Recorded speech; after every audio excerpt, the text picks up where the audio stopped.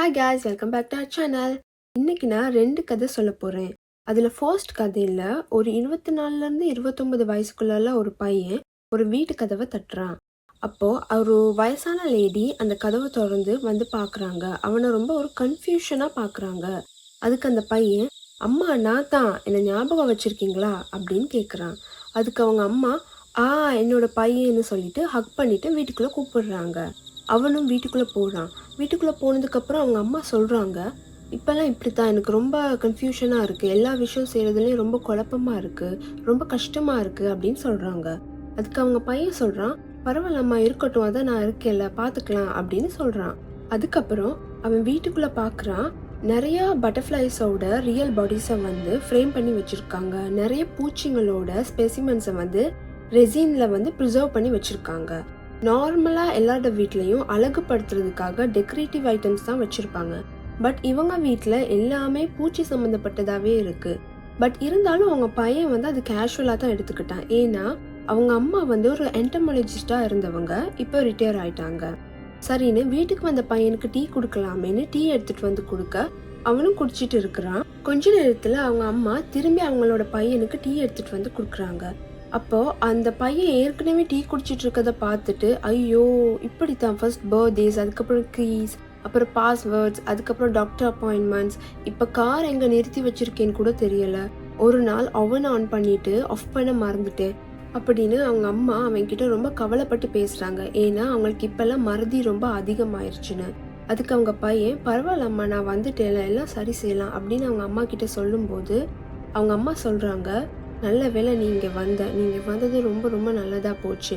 Suppose நீங்கள் வரலன்னா நான் இங்கே தனியாக என்ன பண்ணியிருப்பேன்னு எனக்கு தெரியலை அப்படின்னு ரொம்ப கவலைப்பட்டு அவங்க பையன்கிட்ட பேசிகிட்டு இருக்கும்போதே அவங்க அம்மா அந்த பையனோட பேரை மாற்றி சொல்லிடுறாங்க. அதுக்கு அந்த பையன், அம்மா இது இல்லைம்மா என்னோட பேர், இதுதான் என்னோட பேருன்னு அவனோட பேரை வந்து அவங்க அம்மாவுக்கு ஞாபகப்படுத்தி விடுறான். இப்போ அவங்க அம்மா டென்ஷன் ஆகி, ஓகே சரி இப்போ சாரி, எனக்கு கொஞ்சம் டயர்டாக இருக்குது, நான் தூங்க போகிறேன் அப்படின்னு சொல்லிட்டு போக அவங்க பையன் மெடிசின் எடுத்து கொடுத்து, இந்தாங்க அம்மா, மறக்காமல் இதை எடுத்துகிட்டு போங்கன்னு அவங்கக்கிட்ட கொடுத்து அனுப்புகிறாங்க. அப்போ அவங்க அம்மா சொல்கிறாங்க, நீ இல்லைனா நான் என்ன பண்ணுவேன் அப்படின்னு ஒரு சிரிப்பு மிக்ஸ் ஆன ஒரு எக்ஸ்பிரஷனோட குட் நைட்னு சொல்லிட்டு போயிடுறாங்க.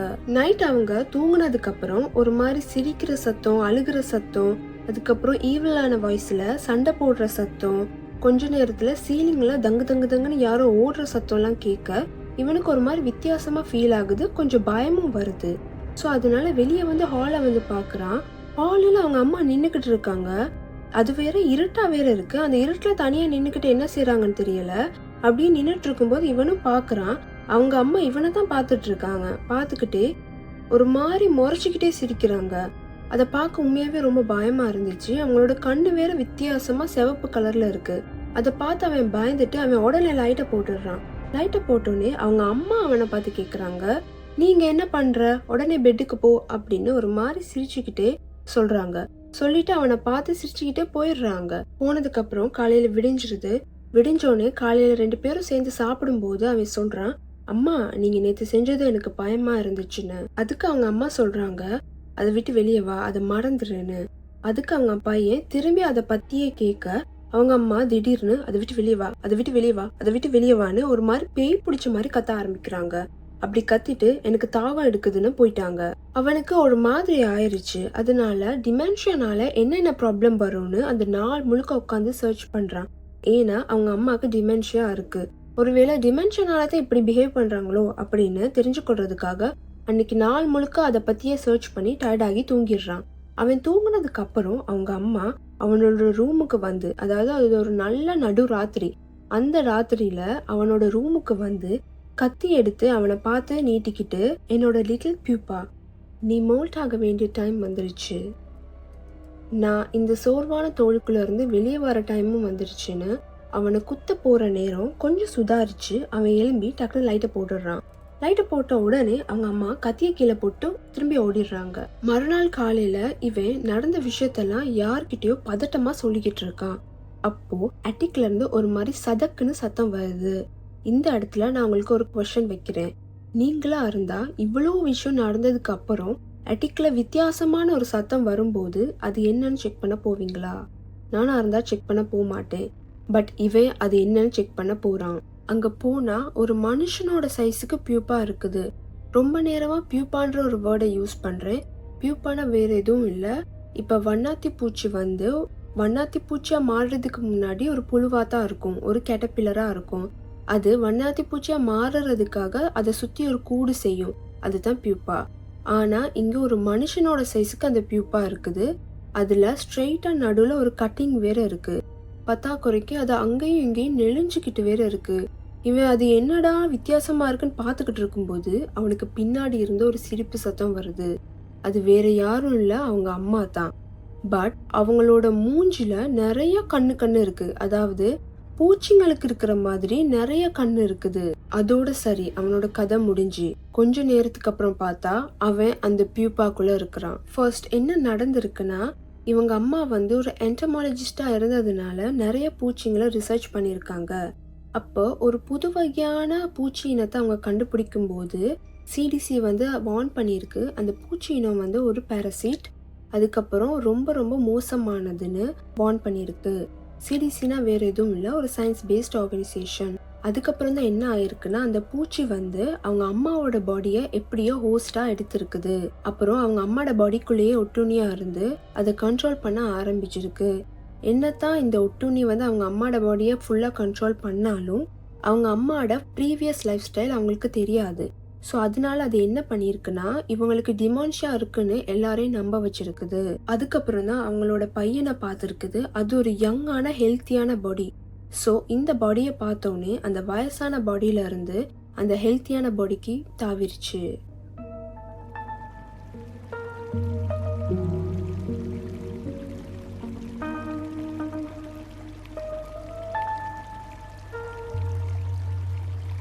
இப்போ நான் ரெண்டாவது கதையை சொல்ல போகிறேன். இந்த கதையில் ஒரு ஆர்டிஸ்ட் வந்து ஏஐ இமேஜஸ் ஜெனரேட் பண்ணிட்டு இருக்காரு. அதுவும் எப்படின்னா ரொம்ப ஹாரிஃபைங்காக டார்க்கான தீமில் ஜெனரேட் பண்ணுறாரு.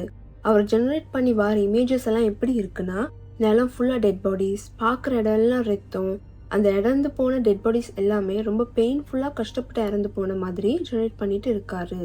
அவர் நிறைய ஜெனரேட் பண்ணிக்கிட்டே இருக்காரு. ஏன்னா அவர்கிட்ட ஏற்கனவே கொஞ்சம் ரிஃபரன்ஸ் இமேஜஸ் இருக்கு. அதே மாதிரி அவருக்கு வேணும்னு நிறைய இமேஜஸ் ஜெனரேட் பண்ணிக்கிட்டே இருக்காரு. அது இன்னும் மோசமாக கொடூரமாக வந்துக்கிட்டு இருக்கு. இன்னும் மோசமான வேர்ட்ஸை போட்டு அவர் ஜெனரேட் பண்ணிட்டு தான் இருக்காரு. அப்போது அவனோட கேர்ள் ஃப்ரெண்ட் வந்து அவன் வேலை பண்ணிக்கிட்டு இருக்க ரூம்குள்ளே வந்து கேட்குறா, நீ இன்னுமா வேலை பார்த்துட்டு இருக்க அப்படின்னு. அப்போ அவனோட அந்த ரிஃபரன்ஸ் இமேஜஸ், அவன் ஜெனரேட் பண்ண இமேஜஸ் எல்லாம் காட்டுறான். அப்போ அவன் வந்து அதை பார்த்துட்டு ஒரு மாதிரி டிஸ்டர்பான ரியாக்ஷன் கொடுக்குறான். அப்போ அதுக்கு அவன் சிரிக்கிறான். சிரிச்சுட்டே அந்த இமேஜஸை பற்றின ஒரு ரூமர் இருக்குது, இது வந்து ஆன்லைனில் வந்து ரொம்ப ஃபேமஸ் ஆனது, முக்கியமாக இந்த ரெடிட் அண்ட் ட்விட்டரில் இது ரொம்ப ஃபேமஸான இமேஜ், இந்த இமேஜுக்குன்னு ஒரு பெரிய ஃபேன் பேஸே இருக்குது அப்படின்னு அவன் வந்து அந்த இமேஜை பற்றி எக்ஸ்பிளைன் பண்ணிட்டு இருக்கிறான். சரி இருக்கட்டும், இப்போ நீ எதுக்காக இதை பண்ணுறன்னு அந்த கேர்ள் ஃப்ரெண்ட் வந்து அந்த பாயை பார்த்து கேட்குறான். அதுக்கு அந்த பாய் சொல்கிறான், இது என்ன தான் ஃபேமஸான ஒரு இமேஜாக இருந்தாலும் இந்த இமேஜுக்குள்ளே இருக்க அந்த பேய்க்கு வந்து ஒரு சரியான நேம் இல்லை. இந்த ப்ராம்ப்டை போட்டால் உடனே இந்த இமேஜ் வந்துடும் அப்படின்றதுக்கான ஒரு சரியான நேம் இல்லை. ஸோ இவன் இதை ஃபைன் பண்ணான்னா இவன் தான் முதல்ல இதை கண்டுபிடிச்சான் அப்படின்ற ஒரு பாப்புலாரிட்டி இவனுக்கு கிடைக்கும், ஒரு ஃபேம் இவனுக்கு கிடைக்கும்னு சொல்லிட்டு இவன் இதை செய்கிறதா அவகிட்ட சொல்கிறான். அப்போது அந்த கேர்ள் கேட்குறா, உண்மையாகவே நீ இதுக்காக தான் இதை செய்கிறியான்னு. அப்போது அந்த பாய் சொல்கிறான், திரும்பி கொஞ்சம் யோசிச்சுட்டு சொல்கிறான், உண்மையாக நான் எதுக்கு செய்கிறேன்னா, போன கிழமை வந்து 3 கிளைண்ட்ஸ் வந்து இவனோட ஹெல்ப் தேவையில்ல அப்படின்னு சொல்லிட்டு போயிட்டாங்களாம். ஏன்னா ஏஐ வந்து ஃப்ரீயாக ஒரு விஷயத்த செஞ்சு தரும்போது நான் ஏன் ஒரு ஆளுக்கு காசு கொடுத்து செய்யணும்னு சொல்லிட்டு போயிட்டாங்களாம். என்ன நடந்திருக்குன்னா, இவன் ஒரு ஃபிசிக்கல் ஆர்டிஸ்ட். பட் இப்போ ஏஐ கண்டென்ட்டுக்கு தான் நிறையா ஃபேம் இருக்குது, ஏஐ கண்டென்ட் தான் எல்லோரும் விரும்புகிறாங்க, அண்ட் இது வந்து ஃப்ரீயாகவும் இருக்குது. ஸோ அதனால இவனை வேணான்னு சொல்லிட்டு போயிட்டாங்க. இப்படியே எல்லா கிளைண்ட்ஸும் செஞ்சால் இவனோட நிலைமை என்ன ஆகும் அப்படின்னு இவனுக்கு ஒரு பயம், ஒரு பதட்டம். ஸோ அதனால இவன் கண்டுபிடிச்சானா இவன்கிட்ட மட்டும்தான் அந்த சரியான ப்ராம்ப்ட் இருக்கும், அதாவது இன்னொரு ஆள் கண்டுபிடிக்கிற வரைக்கும். ஸோ இந்த இமேஜ் தேவைப்படுறவங்க வந்து இவனுக்கு கிளைண்ட்ஸாக வருவாங்க. இவன் அந்த வேலையை செஞ்சு கொடுக்கலான்றதுக்காக தான் இவன் இப்போ இந்த வேலையை செஞ்சிட்ருக்கான் அப்படின்றத அவனோட கேர்ள் ஃப்ரெண்டுக்கு சொல்கிறான். அப்படி சொன்னதுக்கப்புறம் அந்த கேர்ள் வந்து அந்த இமேஜஸ் எல்லாம் பார்த்துட்டு அவளுக்கு என்னென்ன தோணுதோ அந்த வேர்ட்ஸை வந்து டிஸ்கிரைப் பண்ணுறான். இந்த இமேஜில் இருக்க அந்த பேய் வந்து உண்மையான ஒரு சோலை வந்து ட்ராப் பண்ண மாதிரி இருக்குது, ரொம்ப பெயின்ஃபுல்லாக இருக்குது, அப்படி இப்படின்னு அவளுக்கு அந்த இமேஜை பார்க்கும்போது என்னென்ன தோணுதோ அதெல்லாம் சொல்ல ஆரம்பிக்கிறான். அப்போ அவன் என்ன செய்கிறான், அவனோட கேர்ள் ஃப்ரெண்ட் டிஸ்கிரைப் பண்ண வேர்ட்ஸை வந்து அந்த கம்ப்யூட்டரில் போட்டு டைப் பண்ணி அதை ஜென்ரேட் பண்ண ஆரம்பிக்கிறான். அப்போ இவன் என்ன செய்கிறான்னா, இது சரி வராதுடா அப்படின்னு சொல்லிட்டு அவள் தூங்க போயிடுறா. இவன் வந்து அந்த ஜென்ரேட் பண்ணுறதுக்கான வேர்ட்ஸை போட்டுட்டு இருக்கும்போதே லைட்ஸ் எல்லாம் லைட்டாக பிளிங்க் ஆக ஆரம்பிச்சிச்சு. பட் இருந்தாலும் இவன் டக்குன்னு ஜெனரேட்டுன்னு கொடுத்துட்றான்.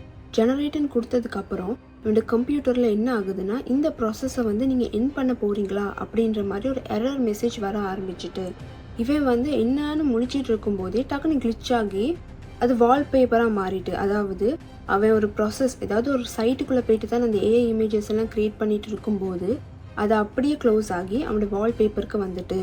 இதில் என்ன வித்தியாசமான ஒரு விஷயம்னா, வால்பேப்பர் வந்து எப்படின்னா அவனும் அவனோட கேர்ள் ஃப்ரெண்டும் ஒரு செல்ஃபி ஃபோட்டோ தான் வால்பேப்பராக வச்சுருக்கான். பட் அது ரியலாக எடுத்த ஃபோட்டோ. அந்த ஃபோட்டோ வந்து ஒரு ஏஐ வந்து ஜென்ரேட் பண்ண எப்படி இருக்குமோ அது மாதிரி இருக்குது. ஒரு ஏஐ எப்படி சொல்கிறது, ரியல் ஃபோட்டோஸ்க்கும் ஏஐ ஃபோட்டோஸ்க்கும் கொஞ்சம் வித்தியாசங்களால் கண்டுபிடிக்க முடியும், என்ன தான் ஹைப்பர் ரியலிஸ்டிக்காக இருந்தாலும். அதே மாதிரி ஏஐ க்ரியேட் பண்ண மாதிரி அவனும் அவனோட கேர்ள் ஃப்ரெண்டும் அந்த வால்பேப்பரில் இருக்காங்க. அந்த கேர்ள் ஃப்ரெண்டோட ஃபிங்கர்ஸ் வந்து மல்டிப்ளை ஆகிருக்கு. அதாவது 5 விரல் இருக்க வேண்டிய இடத்துல 6-7 விரல் இருக்குது. இவன் இது என்னடான்னு பார்த்துட்டு அப்புறம் என்ன செய்கிறான், சரி இதை நாளைக்கு பார்த்துப்போன்னு சொல்லிட்டு கம்ப்யூட்டர் ஆஃப் பண்ணிவிட்டு கேர்ள் ஃப்ரெண்டை பார்க்க போயிடுறான். கேர்ள் ஃப்ரெண்ட் வந்து நல்லா தூங்கிட்டு இருக்கா. அவள் தூங்கிட்டு இருக்கும்போது இவனும் அதை பார்த்துட்டு தான் இருக்கான். சரி தூங்கிட்டு தான் இருக்கான் அப்படின்னு பார்த்துட்டு இருக்கும்போது அவனோட பிசி வந்து தானாகவே ஒன்றாகுது. ஒன்றாகிற அந்த சத்தமும் கேட்குது. ஒன்றாகிற சத்தம் கேட்டு அவன் வந்து அதை என்னன்னு போய் பார்க்குறான். என்னன்னா ஸ்க்ரீனில் திடீர்னு அவன் ஜெனரேட் பண்ண இமேஜ் வந்து நிற்குது. அவனுக்கு அந்த வேண்டிய இமேஜ் வந்து நிற்குது. அவனுக்கு சந்தோஷம். ஏன்னா அவன் வந்து அந்த இமேஜ், அதாவது அந்த இமேஜில் இருக்க அந்த பேய்க்கான சரியான நேமை கண்டுபிடிச்சிட்டேன்ற ஒரு சந்தோஷம்.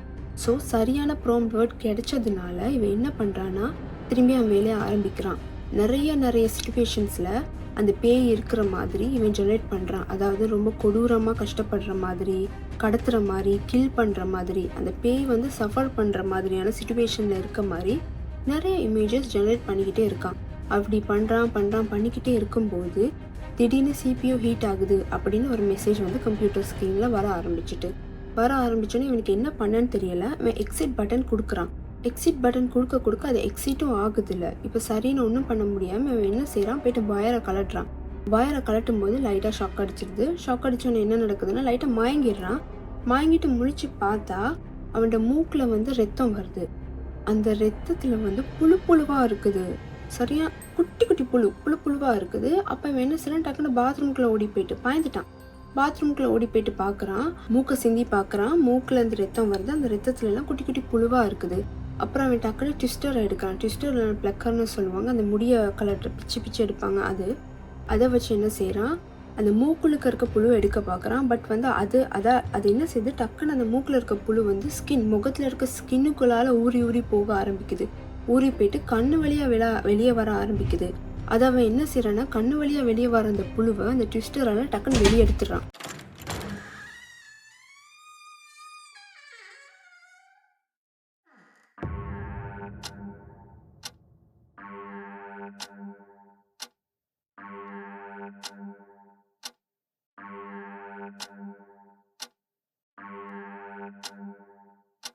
இந்த புழு வந்து அப்படி வெளியே வரும்போது, கண்ணிலேருந்து வெளியே வரும்போது டக்குனு ட்விஸ்டரால் எடுத்துடுறான். எடுத்ததுக்கப்புறம் மூஞ்சில் வேறு எதுவும் இருக்கான்னு கண்ணாடியில் பார்க்குறான். அதுலேயும் அவனுக்கு ஒரு மாதிரி கேர் ஆகிட்டு தலை சுற்றுற மாதிரி இருக்குது. பத்தாவதுக்கு வெளியே இருந்து ஒரு பொண்ணோட ஹம்மிங் சவுண்ட் வருது. இவனுக்கா ஒரு மாதிரி ஆகுது. பெட்டில் இருக்க கேர்ள் ஃப்ரெண்டை போய் பார்க்குறான். கேர்ள் ஃப்ரெண்ட் இல்லை. அவட கேர்ள் ஃப்ரெண்ட் வந்து பிசி முன்னாடி உட்காந்துட்டு இருக்கா. உட்காந்து மவுஸ் மேலே அவட கை வச்சிருக்கா. அவட கை வந்து மல்டிபிள் ஃபிங்கர்ஸோட இருக்குது. அதாவது 5 விரல் இருக்க வேண்டிய இடத்துல 6-7 விரல் கிட்ட இருக்குது. இவன் பயத்தில் கிட்ட போயிட்டு அவனோட கேர்ள் ஃப்ரெண்டை கூப்பிடும்போது அவள் எழும்பும்போது அப்படியே தரன்னு வளர்றா. டக்குன்னு பெருசாக லாங்காக வளர்ந்து கை காலெல்லாம் ரொம்ப நீட்டமாகுது. அவன் வந்து அவனை பார்க்க திரும்பலை. ஆனால் அவட பின்மண்டை வந்து அவட உண்மையான ஒரு முகம் மாதிரி கிரியேட் ஆகுது. ஒரு முகம் எப்படி ஏஐ வந்து கிரியேட் பண்ணுமோ அது மாதிரி அவட முகம் வந்து பின்மண்டையில் கிரியேட் ஆகுது.